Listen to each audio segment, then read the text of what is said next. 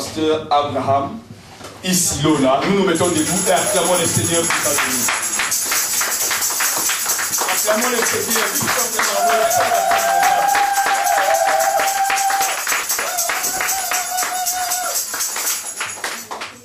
Je vous salue au nom de Jésus. Amen.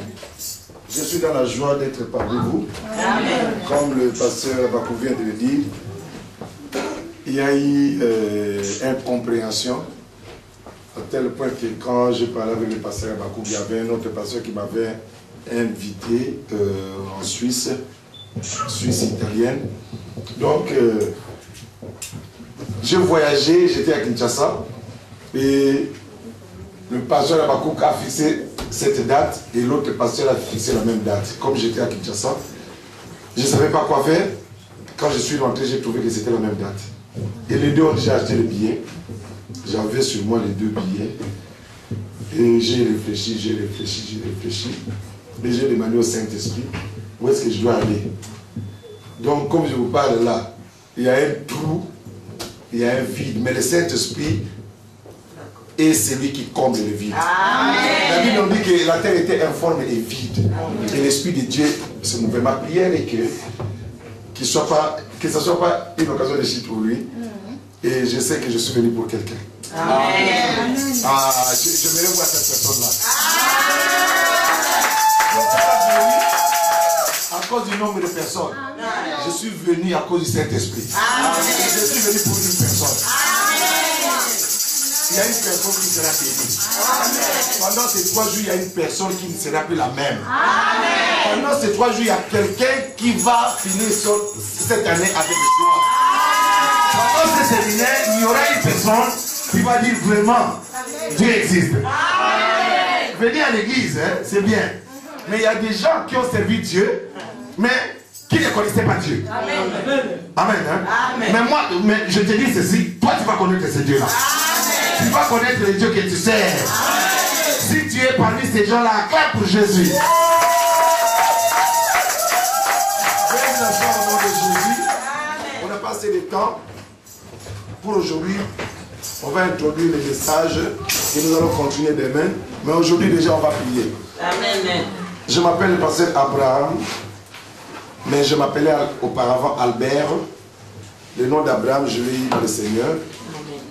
Mon témoignage est long. Je ne saurais même pas pendant ces 3 jours le dire.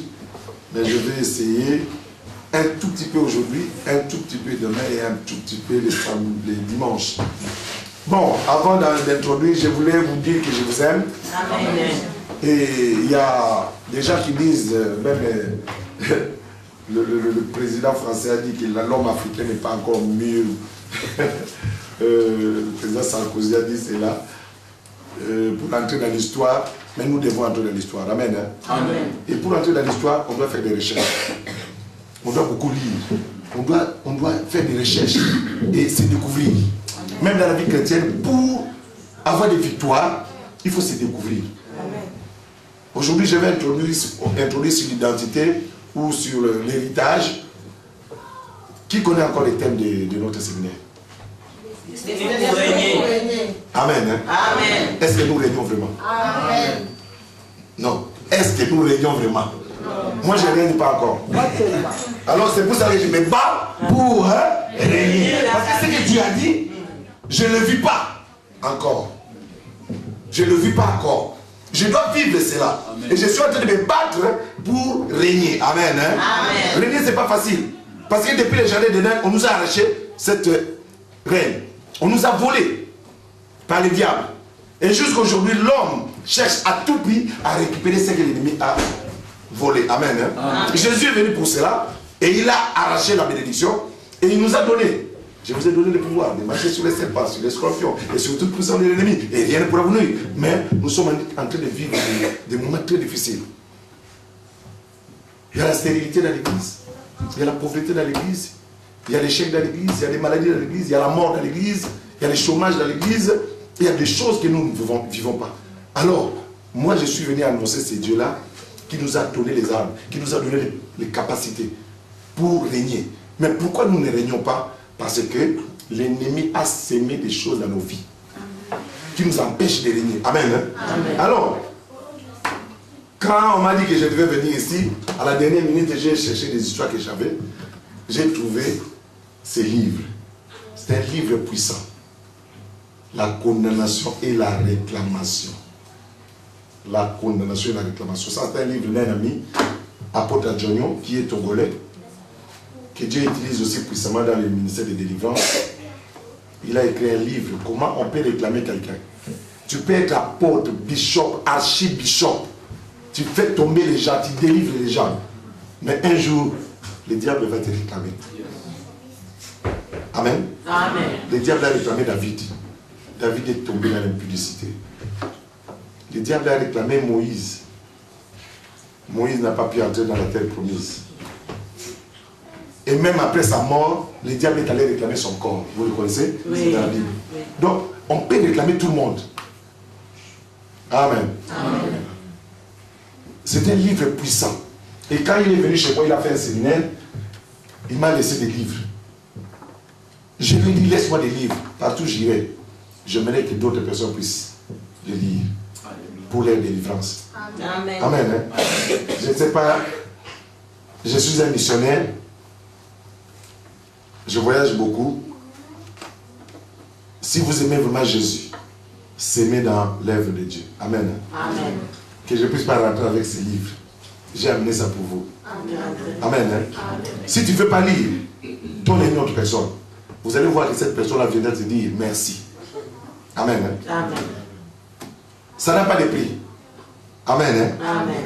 Ça n'a pas de prix. Je ne connais même pas votre couronne ici, je sais. Couronne. Et ici, il y a un DVD. Vous êtes loin, les nordistes.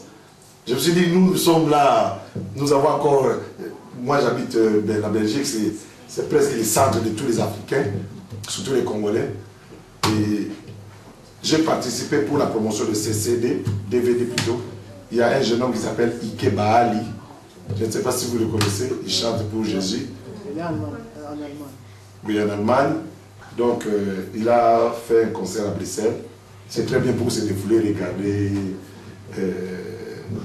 Je l'encourage beaucoup, je l'aime beaucoup parce que il est né avec un handicap. Donc, mais il a fait un effort. Il était mendiant en ville à Kinshasa. Il mendiait l'argent. Mais le jour où il a vu Jésus, il a commencé à régner. Amen. Le jour où il a vu Jésus, le jour où il a croisé Jésus, le jour où il a commencé à chercher Jésus, Jésus a changé sa vie. Il est devenu un chanteur, pas n'importe quel chanteur. Il est venu en Europe, il est stable maintenant. Dieu l'a béni. Mendiant qu'il était. Mendiant. Il est devenu PDG parce qu'il dirigeait un groupe de plus de 30 personnes. Je donne son témoignage pour montrer qu'il y a des frères qui nous demandent toujours l'argent, l'argent, l'argent. Chaque fois, on envoie l'argent sur Western Union. Mais lui, il n'avait personne en Europe. Il a cherché Jésus. Amen. Et puis il a commencé à servir Dieu. Et Dieu l'a béni. Aujourd'hui, il est en Allemagne. Il a obtenu même son séjour. Il parle allemand couramment. Quelqu'un qui n'a pas étudié. Il n'a pas été à l'école à Kinshasa. Amen. Amen. Donc il faut essayer d'acheter pour soutenir l'œuvre de Dieu. Bon, on en parlera même à la fin. Je m'appelle le pasteur Abraham. Mon nom de famille c'est Albert. Et je vis en Belgique depuis à peu près bientôt 30 ans. Je suis venu en Europe pour étudier. Et je suis parmi la première promotion des gens qui ont commencé à prier en Europe. Quand il y a eu des réveils en Europe, quand les missionnaires sont venus en Europe, je me suis converti à l'église de Zamemalamou. Et j'ai évolué comme ça. C'était une longue histoire que vous allez comprendre après. Amen. Hein? Amen. J'ai une église qui est à Anvers. J'habitais auparavant à Bruxelles. Et quand le Seigneur m'a appelé, il m'a amené, il m'a dit sors de Bruxelles. Parce qu'ici, il y aura beaucoup de pièges. Comme tu as fait ta vie ici, on connaît les mambo, on a fait l'ambiance à Bruxelles, on a fait tout. Donc, à l'époque, quand les musiciens du monde venaient, on les recevait à Bruxelles. Vous voyez, les années 80, quand l'Europe était encore Mikili. Donc, à cette époque-là, on allait à Kinshasa. Quand on rentrait à Kinshasa, c'était terrible. Donc, et à un certain moment, on commençait à produire les musiciens, à produire Zaïko, tout ça, quand ils venaient à Bruxelles, tout ça. Et on avait une grande maison, peut-être vous, si vous êtes Kinois. Il y a des Kinois ici. Ici, il y a plus des comment on dit, estistes.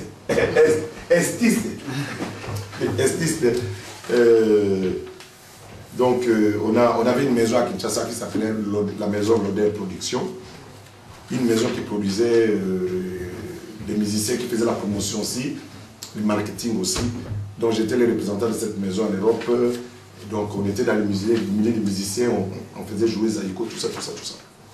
Mais quand Dieu m'a appelé, je suis sorti, je fuis ces milieux-là. J'ai fui les milliers des musiciens, les milliers des concerts, des femmes, de l'impudicité, tout ça. On a fait tout ça. On nous a chanté, tout ça. Je suis allé me cacher à Anvers, à 50 km de Bruxelles. Et c'est là que j'ai commencé à évoluer. Et j'ai une église là-bas. Et après ma conversion, Dieu a fait de grandes choses. Je vais l'expliquer dans ces thèmes que nous allons partager aujourd'hui. Amen. Amen. Et quand je venais dans mon avion, j'ai ouvert ma Bible. Et le Saint-Esprit m'a dit de lire dans 2 Timothée. 2 Timothée. 2 Timothée. 2 Timothée, vous connaissez?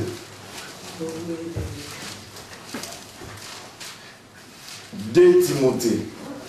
Vous savez, aujourd'hui à l'évangile, les gens ne lisent pas les épîtres. Les gens lisent seulement les évangiles et puis c'est tout. 2 Timothée chapitre 1er, verset 1er. Je lis au nom de Jésus. Amen. Paul, apôtre de Jésus-Christ, par la volonté de Dieu, pour annoncer la promesse de la vie qui est en Jésus-Christ. Amen. Amen. Et j'ai médité sur ces versets. Je me suis dit, Abraham, ici là, apôtre de Jésus-Christ, par la volonté de Dieu, pour annoncer la promesse de la vie. Je suis venu annoncer la promesse de la vie à quelqu'un. Amen. Je suis venu annoncer la promesse de la vie. Amen. Amen. Moi qui vous parle là, j'étais cadavre. J'étais destiné à la mort. Mais Dieu m'a donné la vie. Amen. Pourquoi je me suis converti? Ce n'est pas à cause de la souffrance. Ce n'est pas à cause de je ne sais pas moi. Mais c'est à cause de la vie. À cause de la mort qui régnait dans ma famille. Personne ne m'a prêché l'évangile. Aujourd'hui, on commence à supplier les gens. Viens prier. Moi, j'ai entendu une voix. Tu m'as dit, si tu ne te convertis pas, tu vas mourir. Moi, j'ai couru à l'église moi-même. J'ai commencé à chercher l'église. Où est-ce que je vais prier? J'ai senti la mort. Amen. Amen. Pourtant, Dieu nous a donné la vie. C'est comme ça que je me suis accroché avec Jésus. Je me suis accroché à lui. Et aujourd'hui, j'ai compris beaucoup de choses par après. Et aujourd'hui, je prêche l'évangile. Je suis venu pour quelqu'un qui est réclamé par sa famille, qui est réclamé par la mort, qui est réclamé par la maladie, qui est réclamé par la pauvreté, qui est réclamé par l'échec, la condamnation, la malédiction. Dieu a besoin de toi. Amen. Dieu a besoin de toi. J'ai dit à quelqu'un, Dieu a besoin de toi. Amen. Que Dieu puisse te parler ce soir. Amen. Baissons nos têtes. Prions. Seigneur Dieu Père Tout-Puissant, me voici en Norvège, à Oslo. Seigneur, je pouvais être en Suisse, ou à Kinshasa, ou chez moi à Anvers, ou à Bruxelles. Seigneur, tu es le maître des temps et des circonstances. À l'aéroport des Zaventem, j'avais 2 billets. Et quand je prenais la direction d'Oslo, il y a l'autre avion qui appelait les gens pour la dernière fois. Seigneur, j'ai demandé ta volonté. Seigneur, je laisse ces moments entre les saintes mains, que seule ta volonté puisse s'accomplir. Que je puisse diminuer et que tu puisses croître, Jésus. Seigneur, je me lève maintenant contre tout plan de l'ennemi. Contre mon frère, contre ma soeur, contre cette réunion.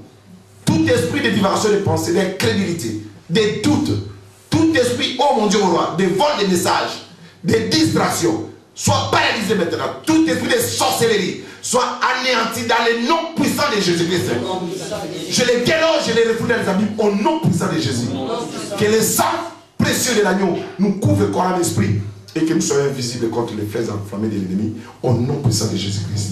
Saint-Esprit de Dieu, prends le contrôle de toutes les choses. Que l'honneur, ô Père, que la gloire, la puissance te soient rendues à toi seul au siècle des siècles dans le nom de Jésus-Christ. Amen. Amen. Vous savez que l'homme devait régner depuis la création. Dieu a créé l'homme à son image et selon sa ressemblance. Et Dieu a dit, soyez féconds, multipliez, remplissez, assujettissez et dominez sur la terre. Ça, c'est les projets de Dieu. Et il a dit dans sa parole, je connais les projets que j'ai formés sur vous. Jérémie 29. Projet de paix et non de malheur, afin de vous donner un avenir et de l'espérance. Mais ce n'est pas ce que nous vivons. Qu'est-ce qui s'est passé? Vous connaissez tous l'histoire dans les jardins d'Éden. Dieu voulait diriger lui-même l'homme. Dieu voulait être le roi de l'homme, le gouverneur de l'homme, le bourgmestre de l'homme, le chef du quartier de l'homme, le policier de l'homme. Et l'homme devait écouter Dieu. Il s'est passé quelque chose dans les jardins d'Éden. L'homme, au lieu de suivre Dieu, il a suivi une autre personne. Il a suivi le diable. Il a entendu la voix d'une autre personne et il a obéi à cette voix-là. Et la suite de l'histoire, c'était que Dieu a chassé l'homme du jardin d'Éden. Et il a dit à l'homme maintenant, toi qui devais régner, tu as donné ton règne à une autre personne. Sors maintenant du jardin. Tu vas commencer à travailler maintenant. Tu vas maintenant commencer à manger à la chair de ton front. Parce que tu m'as désobéi. Et cette histoire ne s'est pas arrêtée là. Ça a continué avec l'homme. L'homme devenait de plus en plus méchant. Et l'homme a commencé à se marier, a commencé à marcher dans les désordres. L'homme a dit, non, parmi tout ce que j'ai créé, c'est l'homme qui me dérange. Je vais les détruire une fois pour toutes. Et Dieu a pris la décision de détruire la terre. Par les déluges. Et il a sauvé seulement 8 personnes. C'est-à-dire la famille de Noé. Amen. Il a fait alliance avec cette famille. Et l'homme a continué, après cela, à désobéir toujours à Dieu. À choisir toujours une autre personne, à choisir toujours un autre roi, un autre guide. Dieu a dit, mais qu'est-ce que je vais faire de l'homme? Il a dit, je vais commencer à chercher des gens qui m'obéissent, qui peuvent me servir, qui peuvent m'écouter. Dieu a choisi Abraham. Mais après cela, c'est toujours la même chose. Dieu a choisi Moïse. Dieu a dit non, cette fois-ci. Quand il a appelé Moïse, il a dit cette fois-ci. Je crois que, après avoir fait souffrir ces gens pendant 400 ans, et le diable a ajouté 30 ans, il a dit bon, je vais les délivrer. Cette fois-ci, ils vont m'écouter. Je vais être leur roi, je vais les conduire. Non. Quand il a envoyé Moïse, ces gens l'ont appelé Moïse. Exode chapitre 20, verset 18. Ils ont dit à Moïse, nous voulons écouter Dieu. Nous ne voulons plus t'écouter. Nous voulons écouter Dieu. Moïse a dit, non, il n'y a pas de problème. Dieu veut vous diriger. Nous allons aller sur la montagne d'horreur. Dieu va vous parler. Ils sont allés là-bas. Quand Dieu a commencé à parler, les gens ont commencé à trembler. Il y a eu des tonnerres et des feux. Et les gens ont dit, non, non, non, non, non, Moïse, nous ne voulons plus que Dieu puisse nous parler.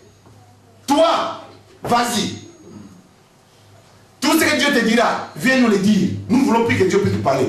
Ils ont encore refusé. Que Dieu puisse leur parler, que Dieu puisse les diriger. Amen. L'homme est compliqué. L'homme n'aime pas la gloire. L'homme ne supporte pas la gloire. L'homme ne supporte pas. Donc l'homme n'aime pas régner. Amen. Amen. C'est eux-mêmes qui ont choisi, qui ont dit à Moïse, Moïse, nous ne voulons pas écouter la voix de Dieu. Nous voulons que toi tu nous représentes. Non, non, non, non. Parce que nous avons peur de Dieu. Non. Toi, vas-y. S'il faut mourir, toi tu vas mourir. Mais nous, nous allons vivre. Nous ne voulons pas écouter la voix de Dieu. Et Moïse a continué à parler avec Dieu, à aller transmettre le message de Dieu. Cela ne s'est pas arrêté là. Dans 1 Samuel, chapitre 8, les gens sont venus. Ils ont dit à Samuel, Samuel, Moïse nous a parlé. Et toi aussi tu nous parles de la part du Seigneur. Mais ce n'est pas assez, nous voulons maintenant avoir un roi. pour nous diriger. Amen. Amen. Donc, Dieu voulait que l'homme puisse régner. L'homme ne veut pas. L'homme fuit.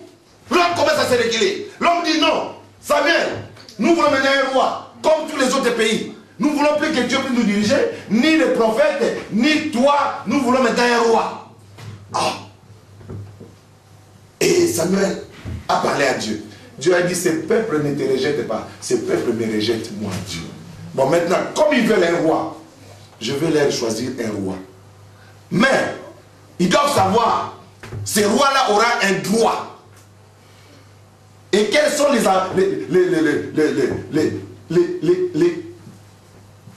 lois de ces rois-là contre ce peuple? Comment il va dominer sur ce peuple? Comme ils ne veulent pas que moi je puisse dominer, comme ils ne veulent pas régner, ce roi-là va régner contre eux. Il va les étouffer. Il va voler leurs femmes. Il va prendre leurs enfants. Il va prendre leurs dîmes. Il va prendre leurs richesses. Les dépouillements. L'homme a été dépouillé. Parce que l'homme lui-même voulait. Ce peuple que Dieu a choisi pour que Dieu soit leur roi, ils ont refusé un roi, ils ont refusé les prophètes. Finalement, il a dit, bon, maintenant, ce roi-là va envoyer vos enfants à l'armée. Il va prendre vos filles pour les faire des parfumeuses. Il va prendre votre argent, votre champ. Vous allez payer des taxes, des impôts. C'est cette loi qui règne jusqu'aujourd'hui. Yes. Amen. Amen. Je vais vous poser la question. Qui vote? Amen. Amen. Même au Congo, même en Afrique, qui vote? Ce sont les peuples qui votent. Mais les mêmes personnes que vous allez voter, ce sont les personnes qui vont vous faire souffrir. Ils vont vous faire payer des taxes. Ils vont vous envoyer vos enfants en guerre. Ils vont envoyer, il y aura des guerres partout. Et vos femmes seront violées. C'est la même loi. Parce que l'homme n'a pas voulu que Dieu puisse les diriger. Pour régner. Et maintenant, c'est l'homme qui règne. Un individu qui règne. La personne qu'on va mettre là, c'est lui qui va commencer à diriger maintenant, à violer vos femmes, à prendre vos femmes, à envoyer vos enfants en guerre, à tuer les enfants, à violer les femmes. C'est cette personne. Vous allez payer les taxes. Vous savez que ce sont... J'ai regardé un documentaire hier sur Arte. Il y a un monsieur qui s'est élevé en Inde. Il a commencé à parler des vérités qui règnent partout dans le monde. Il a dit qui souffrent, ce sont les petits peuples. Ce sont ceux qui cultivent le café, qui cultivent le thé. Mais qui s'enrichissent, ce sont les occidentaux. Ce sont les riches qui s'enrichissent. Mais les gens qui font le thé, les gens qui font le café, les gens qui cultivent leurs champs, ce sont les gens qui meurent, qui se suicident. Ils font des efforts énormes pour produire. Mais qui en bénéficie? Ce sont les milliardaires des rois. Amen. Amen. Aujourd'hui, pour régner, bien aimé, il faut sortir de ce système-là. Et nous allons prendre un exemple. Nous allons lire dans 1 Samuel chapitre 9. 1 Samuel chapitre 9. Que Dieu nous aide. Je lis l'histoire de Samuel et de Saül. L'homme a demandé un roi. Et Dieu a dit, bon, je vais vous chercher un roi. Bien aimé, si Dieu veut t'élever, Dieu va te prendre dans les conditions que tu es. Amen. Amen. Dieu ne choisit pas les gens qui sont spéciaux ou je ne sais pas moi. Dieu choisit toujours les gens qui viennent là où il y a des problèmes, des difficultés terribles. Amen. Amen. Amen. Amen. Je suis venu dire à quelqu'un, ne regarde pas tes études. Ne regarde pas la famille d'où tu viens. Ne regarde pas tes conditions. Si Dieu veut t'utiliser, il va t'utiliser. Amen. Amen. Amen.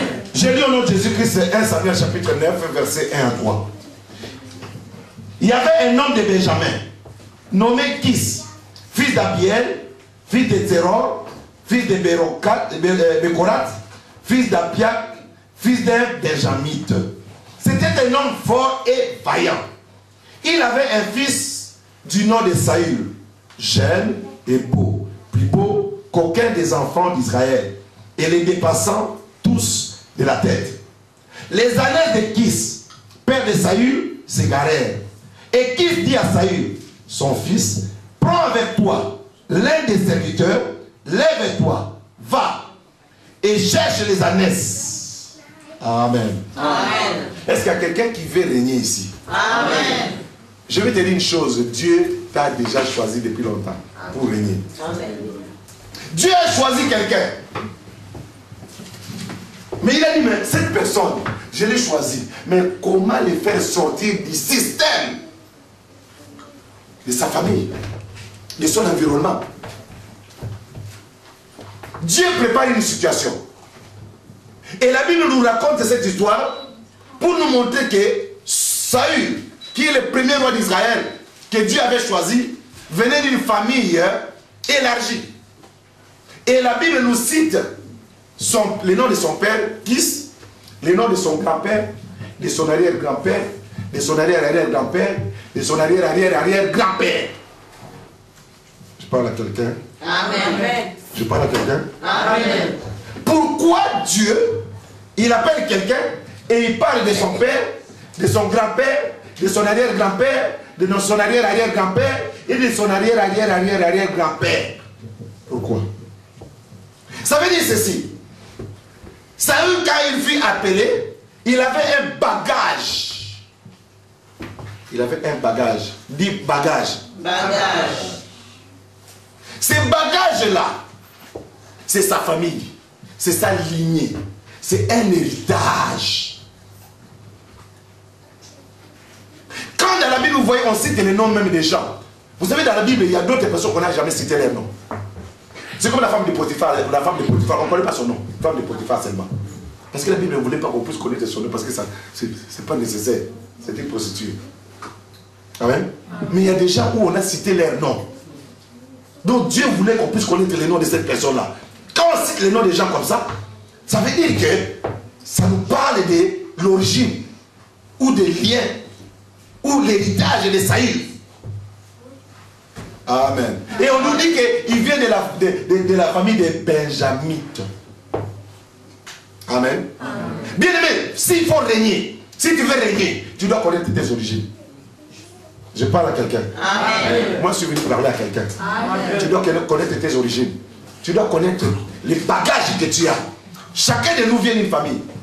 Vouloir ou pas vouloir, même si tu ne connais pas ton père, même si tu n'as jamais vécu avec ton père, ni avec ta mère, tu as une origine. Tu as une origine. Tu as un papa, tu as une maman. Il n'y a personne sur la terre, à part Jésus, qui est né par le Saint-Esprit. Toi, tu as un père, tu as une mère. Et, vous savez, dans la cure d'âme, souvent, quand je parle avec les gens, il y a des gens qui, des fois, me disent, oh, tu ne connais pas, je connais pas mon père. Il y a une soeur, il n'y a même pas longtemps, il y a 2 mois passés,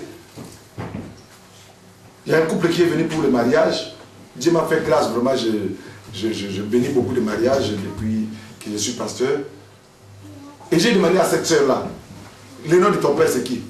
Oh, je ne connais pas, oh, j'ai grandi à Paris, tout ça. Bon. Moi, je dis, tu ne connais pas le nom de ton père? Oh, bon, son prénom c'est... Mais l'autre nom, je ne connais pas. Moi, je dis, mais c'est grave ça. C'est grave. Quelqu'un qui ne connaît même pas le nom de son père, même si ce père-là ne t'a jamais élevé, tu dois le connaître. Parce que sa vie a un impact sur ta vie. Il y a beaucoup de gens qui ne règnent pas. Pourquoi? Parce que tu ignores ces choses. Tu dis que ce n'est pas nécessaire. C'est très important. Il y a une autre sœur. Parce qu'on a ouvert une autre église à Bruxelles. Cette sœur est venue, qui dame, papa. Et puis je lui pose la question. Elle a eu 3 enfants avec un monsieur. Elle ne connaît ni le père ni la mère de ce monsieur. Elle ne connaît même pas les origines de ce monsieur. Le mariage, bon, on s'est rencontrés en Europe ici, et puis vous êtes ensemble, vous commencez à faire des enfants. Donc, elle ne connaît ni la famille de son mari, donc elle ne connaît personne. Moi je dis, mais tu peux vivre avec un assassin, quelqu'un qui a tué son père et sa mère, et qui a fui ici en Europe, et puis tu vis avec. Moi je dis, mais c'est quelle ignorance. Amen. Hein? Amen. Comment tu ne peux pas connaître le nom de ton père ni de ta mère? Tu ne connais pas ta belle famille. Surtout les gens qui se marient en Europe. Tu ne connais même pas la belle famille. Tu ne connais pas. Oh, c'est pas nécessaire. Qui t'a dit ça? Moi je te dis aujourd'hui, tu dois connaître des choses. Amen. Il y a des choses que tu dois connaître. Tu dois faire des recherches, même pour ta vie. Moi j'ai entendu beaucoup de témoignages des gens qui ne connaissaient pas leurs parents. On fait des prières et puis Dieu leur a révélé. Ton père c'est telle personne. Et la sœur a vérifié. Je ne sais pas si tu as déjà entendu ce témoignage-là. La sœur là de la Mole a vérifié. Et puis ce papa-là lui a dit, oui, tu es ma fille. Mais comme ta mère était mariée, on sortait à trouver ta mère quand le mari de ta mère était en prison. Et on t'a eu. Mais moi, je ne pouvais pas me prononcer. Pourquoi? Parce que c'était la femme d'autrui. C'est une infraction. Et ce papa-là savait que cette fille-là, qui est dans cette maison-là, c'est ma fille. Mais il ne disait rien. Mais quand la sœur a grandi, elle a vu des blocages dans sa vie. Rien ne marchait. Et elle a commencé à chercher Dieu en profondeur. Dieu lui a révélé le papa qui est à la maison. C'est le mari de ta mère, c'est le papa de tes frères et sœurs. Mais ce n'est pas ton papa. Ton papa, c'est le voisin d'à côté. Et la sœur a fait cette recherche. Et elle est allée trouver le papa. Le papa l'a dit quoi? Le papa l'a dit, quand tu envoies des choses dans la maison, là, je vois. Quand tu envoies même des voitures, là, je vois. Moi, je souffre comme ça. Je murmure. Je dis, ça, c'est ma fille. Mais je ne peux pas parler. Amen. Amen. Donc, la sœur a eu des blocages. Célibat. Blocage. Parce que son vrai père, les sangs de son père coulaient dans ses veines, disait, moi, je souffre comme ça, ma fille. Et il t'a dit d'aider d'autres personnes, moi, je souffre. Il ne faut pas jouer avec ça. Amen. Amen. Quelle est ton origine? L'origine d'une personne, l'héritage d'une personne peut te propulser ou te bloquer. Nous voulons régner, mais on ne règne pas. Bien-aimé, tu dois savoir ce qui s'est passé dans ta famille. Saül ne connaissait pas, mais Dieu l'a choisi. Dieu nous choisit, Dieu nous appelle, nous venons. Mais il y a des choses qu'on doit découvrir. Pourquoi moi je ne règne pas? Pourquoi moi je ne me marie pas? Pourquoi je n'ai pas de séjour? Pourquoi je ne suis pas en bonne santé? Pourquoi j'ai toujours des problèmes d'argent? Pourquoi ça ne marche pas dans ma vie? Pourquoi si j'ai l'argent, il doit y avoir un problème pour me soutenir l'argent? Pourquoi j'ai fait des mauvais songes? Pourquoi j'ai les maris de nuit et les femmes de nuit la nuit?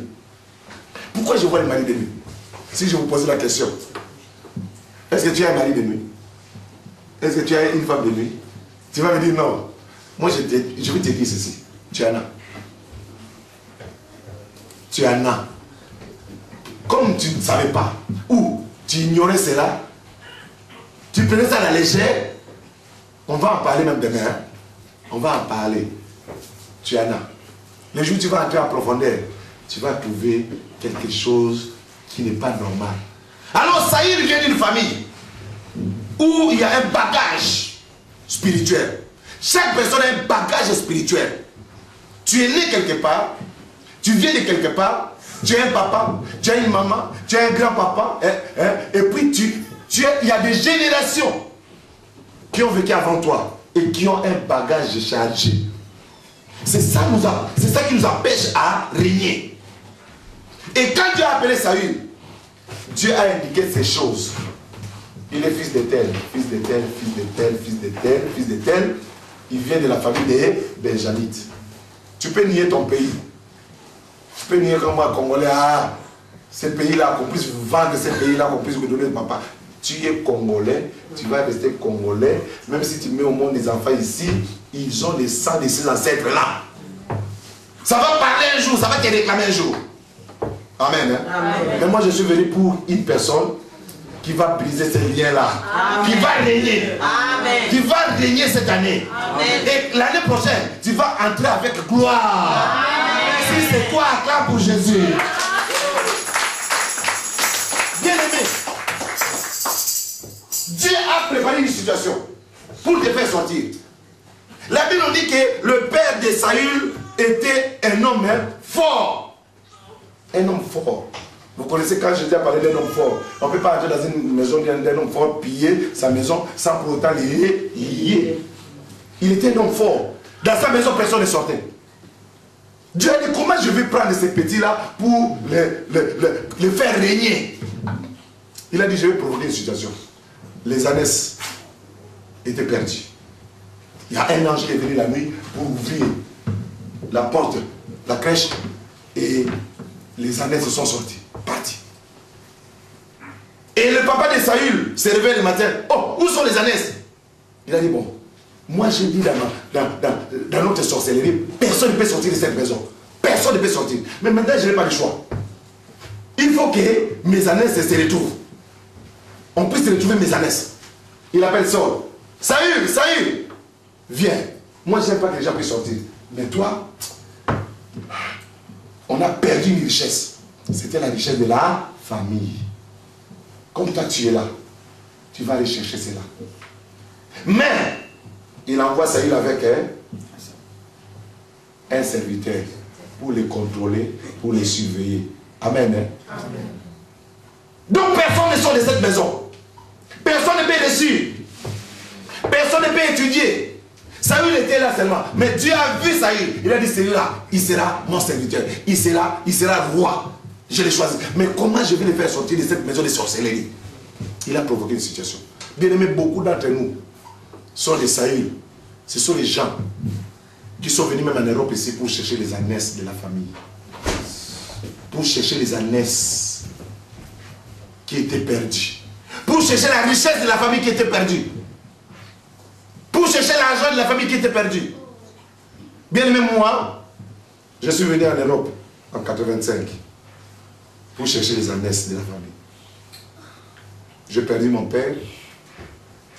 Après 40 jours, j'ai perdu ma mère. Et ma mère, avant de mourir, elle disait à ma grande sœur, il faut que ton fils et ton frère puissent étudier.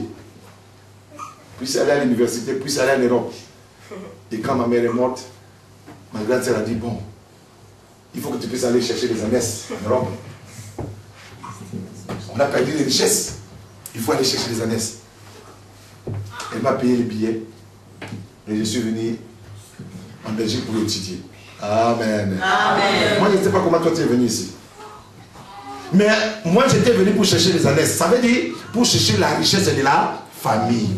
Pour qu'un jour, je puisse aider tout le monde. Une mission spéciale. Aujourd'hui, il y a des mariages qui se divisent. Pourquoi? Parce que, sœur, tu étais venu chercher les ânesses de la famille. On ne t'a pas envoyé pour te marier.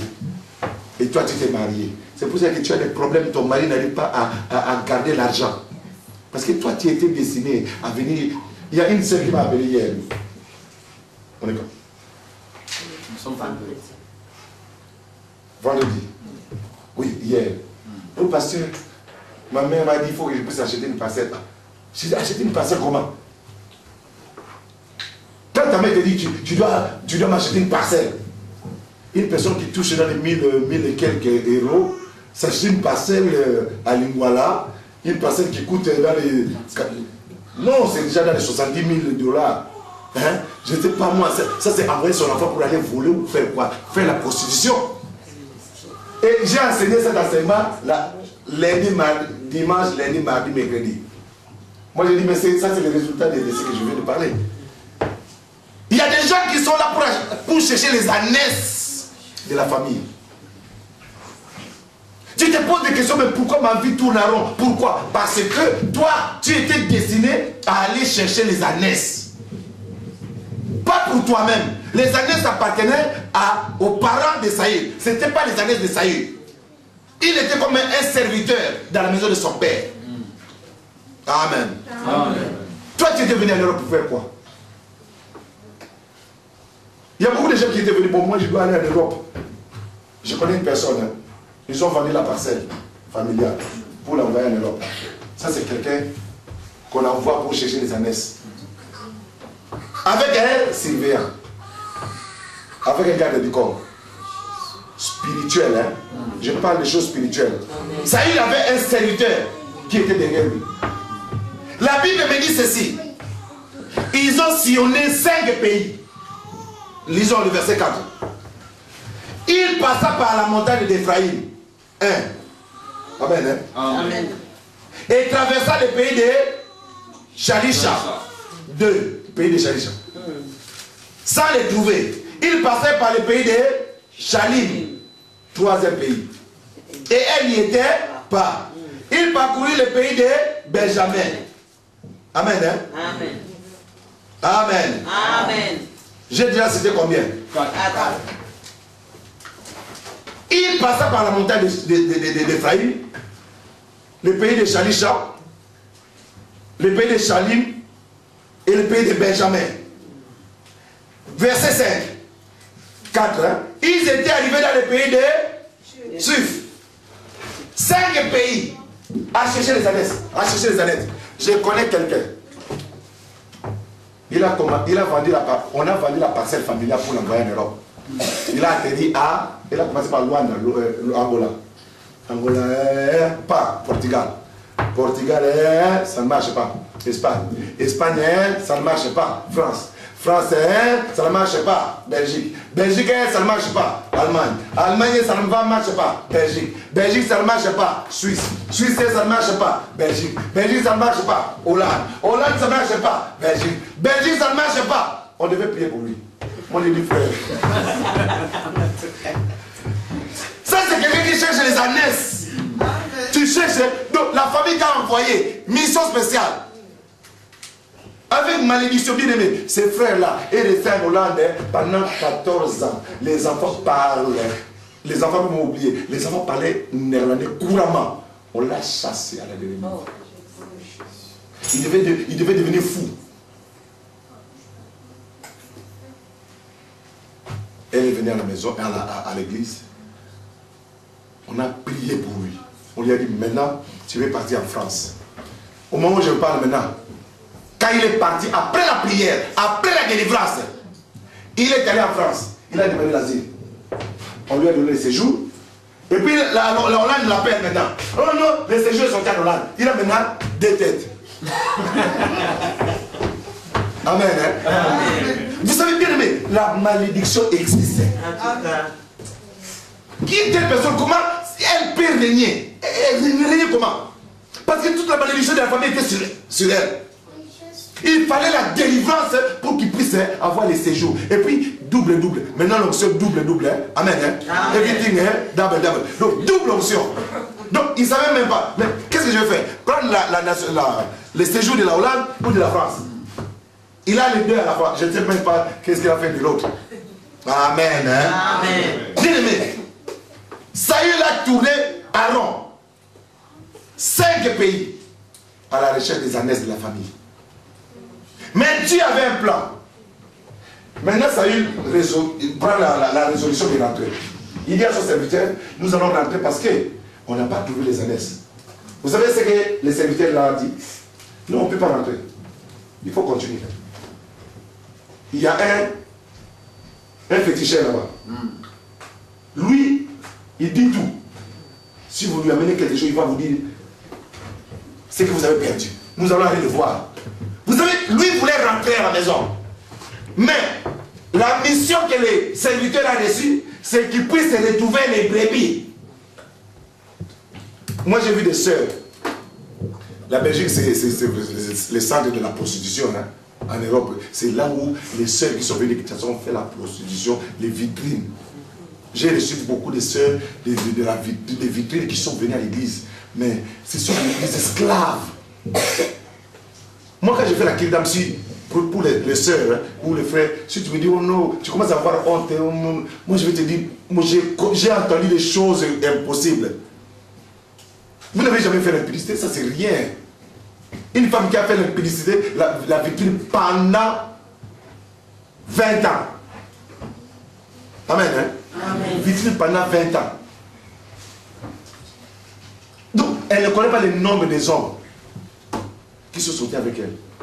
Une celle qui prenait les amphétamines, des drogues, hein, qui restait 3 jours sans dormir pour faire l'impudicité, pour avoir l'argent pour sa famille. 3 jours, tu ne dors pas. Faire l'impudicité 3 jours pour avoir l'argent pour envoyer à la famille. Amen. Amen. Une telle personne, quand elle vient à l'église, bien aimée, je ne sais pas moi comment elle peut régner avec Jésus. Sans délivrance. J'ai vu les gens qui ont fait seulement même 3 fois, 4 fois. Des délivrances terribles. Comme disait un homme de Dieu. Le docteur Tchoubounouki a dit, quand une femme fait la prostitution, par jour, tu sors par exemple avec 5 hommes seulement. Pendant la semaine, tu vas sortir avec combien? 35. Pendant une semaine. Et pendant un mois?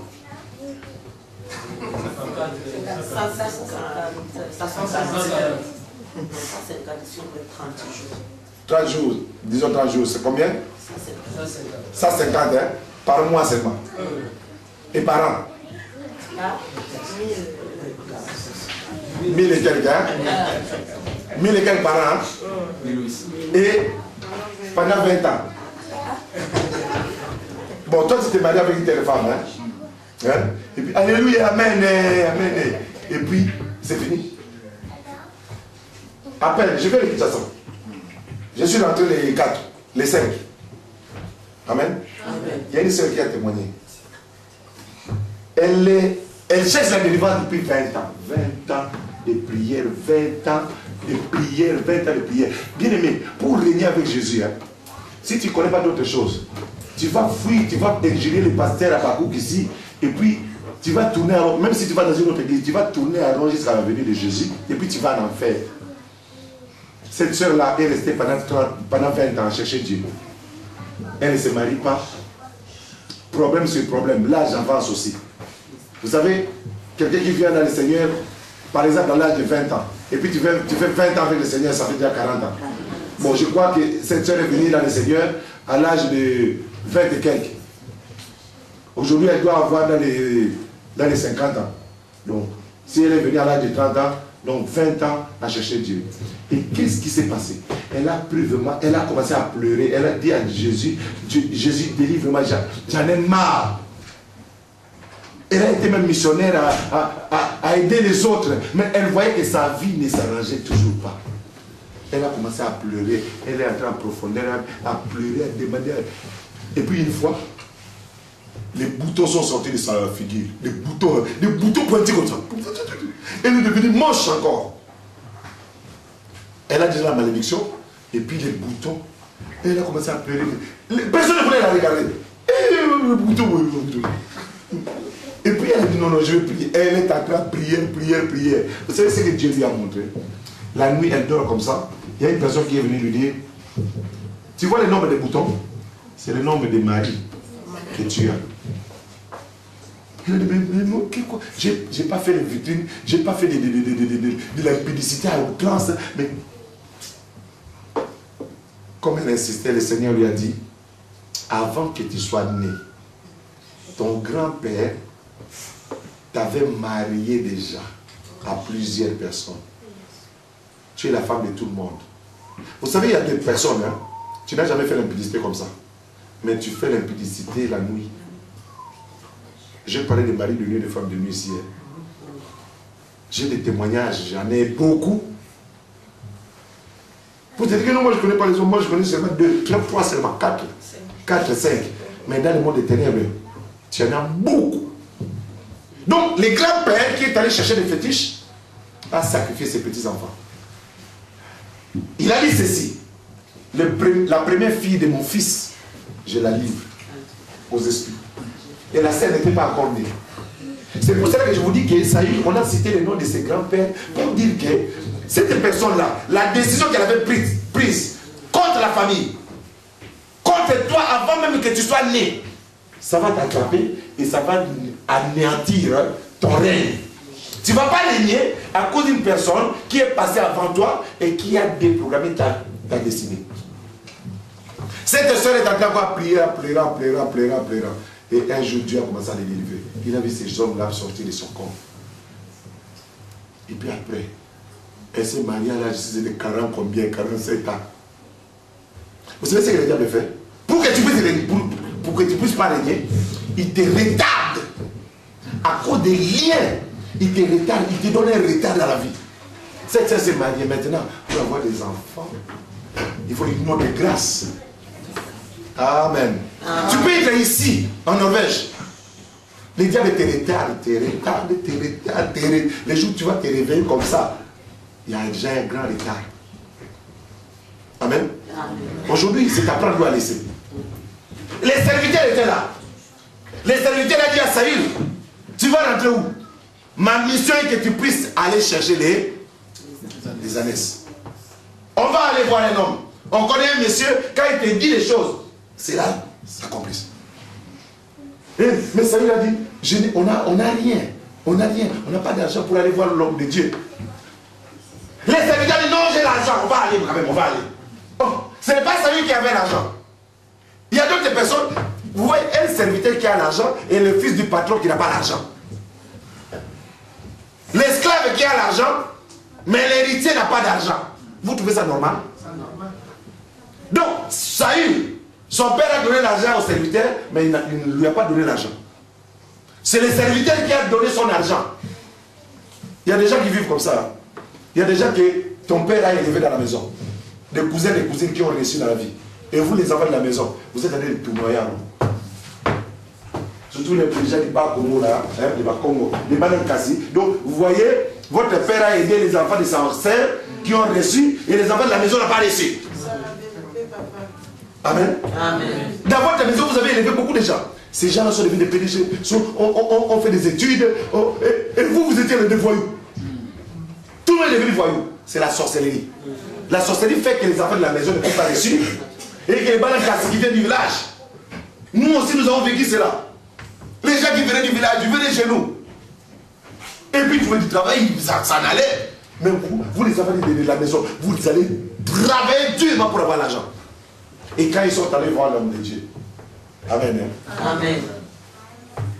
Je vais m'arrêter ici. Quand ils sont allés voir l'homme de Dieu, est-ce que c'était pour chercher Dieu ou pour chercher des ânesses? Bon, ça c'est les rôles des gens qui viennent à l'église. Il y a beaucoup de gens qui viennent à l'église pas pour Dieu. Ils cherchent les ânesses. Ils cherchent le mariage. Ils cherchent l'argent. Et il n'a pas les séduits, il va prier. Mais leur but n'était pas de chercher Dieu. Ils allaient chercher les ânesses de la famille. Moi j'avais mon neveu. On a travaillé ensemble. C'était une grande maison, la maison Robert Promise. Et puis, il était athée. Il ne croyait pas en Dieu, les choses de Dieu. Moi je me suis converti. Et après, je l'ai amené dans le Seigneur quand il était mourant. Je l'ai amené aussi dans le Seigneur. Et un jour, on est allé prier. Il y a eu une prophétie sur lui. Dieu a dit, je vais te guérir de ta maladie. Mon enfant, quand il y a eu cette prophétie, moi je me disais c'est lui. Et toute personne qui était là, qui avait entendu cette prophétie, savait que c'était lui. Dieu a prophétisé sur lui. Il va les guérir, tout ça, tout ça. Et puis, les jours du Nouvel An, on nous a demandé d'apporter, que chacun puisse faire ses demandes à Dieu. Que Dieu puisse lui accorder la grâce, l'année qui commence. Et nous tous, on a écrit des choses. Vous savez, lui, qu'est-ce qu'il a écrit? Il a écrit, Seigneur Jésus, aide-moi pour que je puisse retrouver ma santé. Parce que j'ai une grande responsabilité dans la famille. Je dois aider ma famille. Aide-moi, Seigneur Jésus. Et puis on a présenté nos requêtes. L'homme de Dieu a prié. Et puis, il était à côté de moi. Je lui ai demandé, ah, voilà Jésus, qu'est-ce que toi tu as demandé à Dieu? Il a dit, non, j'ai demandé que Dieu puisse m'aider. J'ai une grande charge à la famille, à la maison. J'ai pleuré, j'ai dit, aïe, aïe, aïe, aïe, aïe. Dieu n'aime pas ça.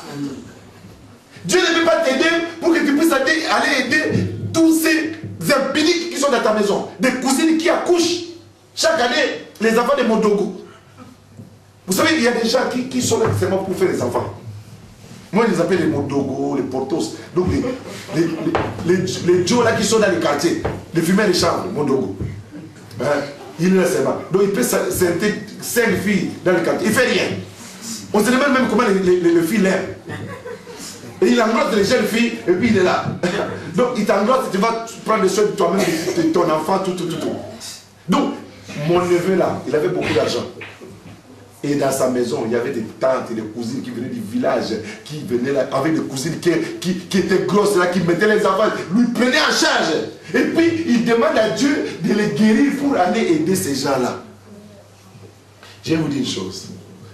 Après cela, Dieu m'a dit, je vais les prendre parce qu'il ne saura pas vivre la vie chrétienne. Et puis, il est mort. Après. Dieu voulait les guérir. Mais comme il voulait seulement les choses de la famille, Dieu a dit non. Dieu a révélé son cœur. Non. Cet homme va retourner dans le monde si je les guéris. Amen. Hein? Amen. Amen. Est-ce que toi tu es venu vraiment chercher Jésus? Amen. Moi aussi j'étais venu chercher les ânesses de la famille. J'étais venu en Europe pour étudier. pour ma famille. J'avais des projets terribles pour ma famille. Je vais gâter ma famille. Comme j'ai perdu mon père et ma mère, moi je vais prendre soin de mes soeurs, de mes frères. En tout cas, mon père avait fait la politique. Moi aussi je vais faire la politique. Dieu. Quand je suis venu à l'église, c'était la mort. J'étais recherché par la famille. Je devais mourir. Et j'ai reçu la révélation. Mais quand j'ai commencé à fréquenter Dieu, c'est à ce moment-là que Dieu commence à me montrer des choses. Papa Bakouk, lis-moi 1 Samuel chapitre 10, verset 1er.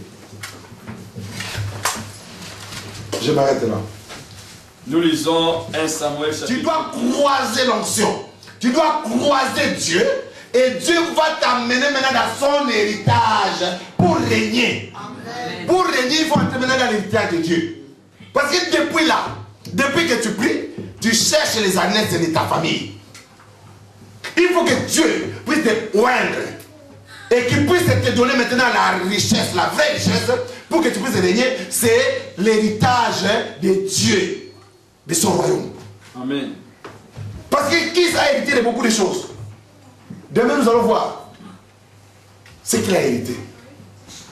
Qui l'empêchait vraiment à servir Dieu. Aujourd'hui, il y a beaucoup de choses qui nous empêchent à servir ce Dieu-là. Ce sont les héritages. J'ai donné ce séminaire chez moi à l'église. Il y a des gens qui sont sortis avec des révélations terribles. Il y a des gens qui étaient suivis. En Europe, suivis. Ils ont vu des esprits invisibles. Vous savez, des fois, quand tu as l'argent, tu crois que personne ne le voit. Il y a des esprits de contrôle qui sont là pour te surveiller. Mais avant, Pasteur Abako, avant que Saül puisse recevoir ces messages, puisse entrer dans l'héritage de Dieu, qu'est-ce qui s'est passé? Au verset 27. Chapitre 9, verset 27. Nous lisons 1 Samuel chapitre 9, verset 27. Nous lisons au nom de Jésus. Amen. Quand ils furent descendus à l'extrémité de la ville, Samuel dit à Saül. Samuel dit à Saül. Dis à ton serviteur de passer devant nous. Oh, dis à ton serviteur de passer Devant nous. Quand Saül marchait, sentinelle, Saül a dit, on va rentrer. Non, on ne va pas rentrer. Toi, tu dois trouver les annexes de la famille. Je n'ai pas d'argent pour aller voir l'homme de Dieu. Non, moi j'ai l'argent. On va aller. On va aller. Ils sont allés. Quand Samuel a vu, il a dit, je ne peux pas bénir ces garçons aussi longtemps qu'il y a un garde du corps là. Amen. Il y a un esprit de contrôle. Et il dit ceci à Saül, laisse passer maintenant devant ton serviteur. Et je vais te dire les oracles de l'Éternel. Il y a beaucoup de gens qui n'arrivent pas à voir les oracles de Dieu. Parce que jusqu'à présent, tu marches avec l'esprit de la famille. Tu marches avec les gardes du corps du monde éternel. Tu marches avec cet esprit-là qui te contrôle chaque jour.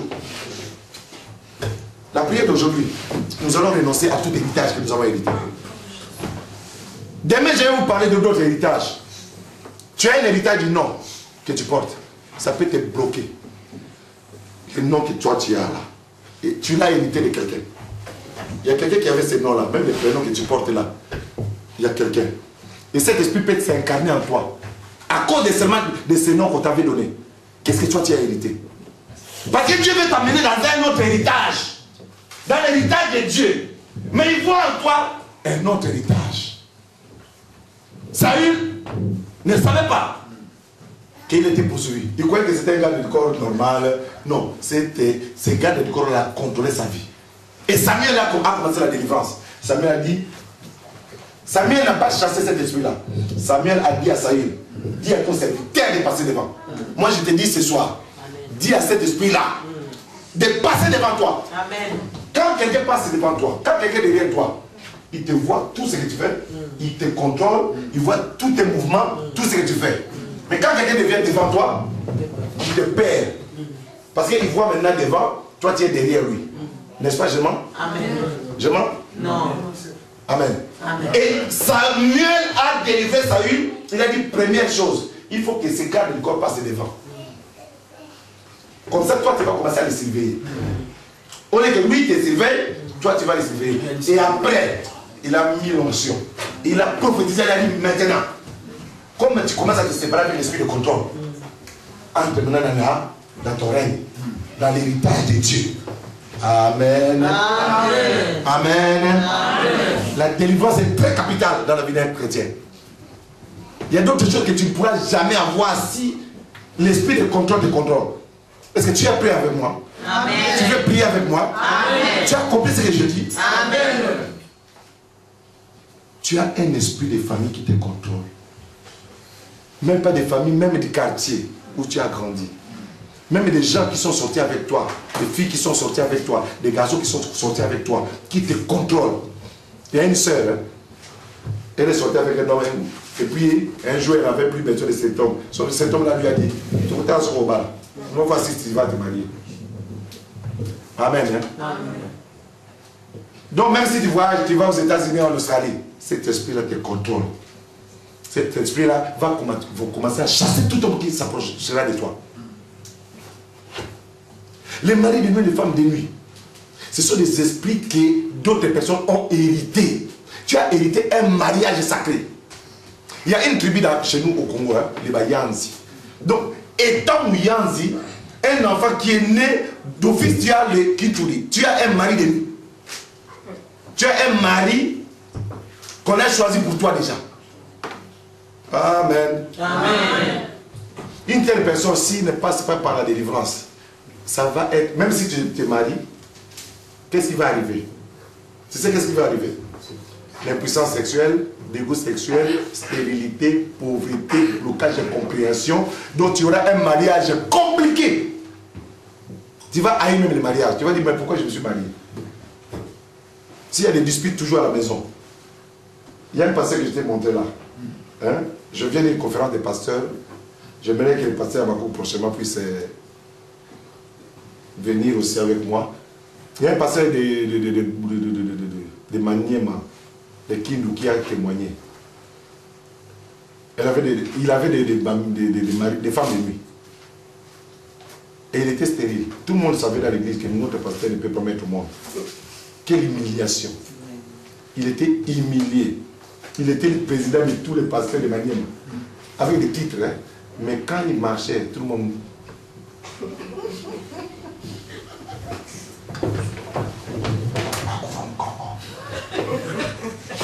Un beau gars, hein. Vous savez, le diable peut te rendre ridicule. Tu vois, un bel homme, mais donc il ne pouvait plus parler. Même les sœurs de l'église étaient au courant. Un jour, il a dit, ah, moi je jette toutes les épaules, les grades qu'on m'a donné, je jette ça. Je vais chercher Dieu. Amen. Il a commencé à jeûner, à prier. La nuit, comme ça, elle voit une sirène. Une sirène, une femme là qui dit, moi je m'en vais. Elle est partie. Et au mois de mars ici, il a eu un garçon. Amen. Il est devenu normal. Bien aimé, nous allons prier.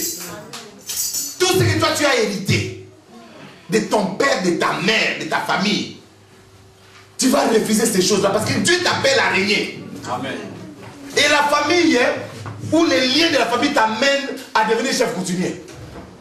Il y a un frère qui a étudié universitaire. Bien aimé. Après ses études, oh, je vais aller au village. Il est allé au village. On l'introduise là-bas, chef coutumier. Et il est resté là-bas. Il est devenu chef coutumier. Un universitaire, chef coutumier. La famille l'a récupéré. Amen. Amen. Je connais encore un gars à Bruxelles. Il a étudié à Bruxelles, il a grandi à Bruxelles. Et puis il dit, bon, je vais, ça c'est la matière de réclamation, hein. Comment on peut te réclamer? Quelqu'un qui est en Europe, il dit, bon, je vais rentrer à Kinshasa. Il rentre à Kinshasa. Oh, je vais aller à Mbandaka. Il rentre à Mbandaka. Oh, je vais aller à Bassakousou. Quand il est arrivé, oh, notre enfant est revenu. On l'a intronisé. Notre enfant, toi tu étais l'enfant d'un chef, il faut être chef. Et puis, il reste là 1 mois. On lui donne une femme. 2 mois. On lui donne une deuxième femme. 3 mois. 4 mois. 6 mois. 1 an. 2 ans. 3 ans. 4 ans. 5 ans. Quelqu'un qui a grandi en Europe, qui va au village Et puis, il s'habitue avec les femmes là. Il avait une femme blanche en Europe. La femme a attendu. La femme est allée le voir. La femme l'a trouvé là-bas pour vraiment chef coutumier. Avec les femmes. La femme est revenue en Europe et elle a demandé le divorce. Et un jour, il s'est réveillé comme ça. Qu'est-ce que tu fais ici? Je suis belge. Mais qu'est-ce que je fais ici? Il commence à chercher les billets. Il n'avait plus les billets. Il commence à se lever. Et puis il est revenu en Belgique. Il rentre chez lui. Oh, on lui dit, mais le mariage est déjà prononcé depuis. Et pendant le divorce. C'est comme ça qu'il a divorcé avec sa femme. Et il a commencé à prier. Il a vu qu'il était dans une prison, dans un comment dirais-je là? Une sorcellerie organisée. Amen, hein? Amen. Nous allons prier, bien-aimé. Est-ce que tu es prêt pour prier avec moi? Amen. Tu vas te mettre debout. Tu vas d'abord dire merci à Jésus pour t'avoir parlé. Commence à remercier Dieu. Dis merci à Jésus pour t'avoir envoyé un ange pour te parler. Dis merci à Jésus. Élève ta voix. Dis merci à Jésus. Dis merci à Jésus. Dis merci à Jésus. Alléluia. Yahweh bisoto kotombo.